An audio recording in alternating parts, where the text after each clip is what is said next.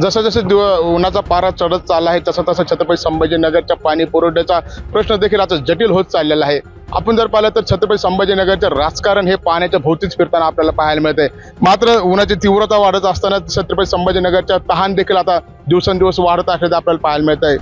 1600 कोटीची समांतर जेलवाहिनी आता 2700 कोटी रुपयापेक्षा जास्त जाऊन पोहोचलेले आहे। तरी देखील छत्रपती संभाजीनगर वासियांना पाण्याचा थेंब देखील प्यायला मिळत नाही।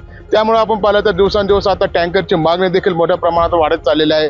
ज्या ठिकाणी महानगरपालिकेची जेलवाहिनी पोहोचत नाही अशा ठिकाणी मात्र आता महानगरपालिकेकडून 84 टँकरद्वारे त्या ठिकाणी पाणी पुरवठा केला जातो।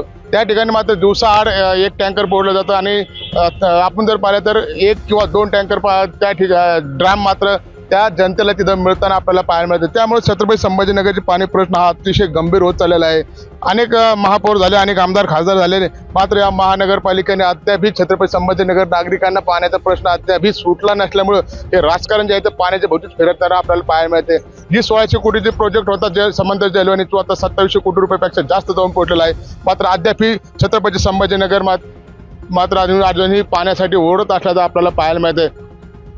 मुख्यमंत्री ज्यावेळेस उद्धव ठाकरे होते त्यावेळेस देखील त्यांनी हंडा मोर्चा काढला होता। त्यानंतर आपण पाहिलं तर देवेंद्र फडणवीस यांनी देखील मोर्चा काढला होता। मात्र अद्यापही छत्रपती संभाजीनगरचा पाण्याचा प्रश्न जशाच तसा आहे। त्यामुळे येणाऱ्या काळामध्ये जो एप्रिल आहे, मे आहे या महिन्यामध्ये देखील अधिक पाण्याचा प्रश्न गंभीर होताना आपल्याला पाहायला मिळते। मात्र खरंच महानगरपालिका जे नगरसेवक निवडून आलेत, महापौर म्हणून या पदावरती बसलेत, हे छत्रपती संभाजीनगरला पाणी पाजतील का हा प्रश्न मात्र आता समोर येताना आपल्याला पाहायला मिळतंय।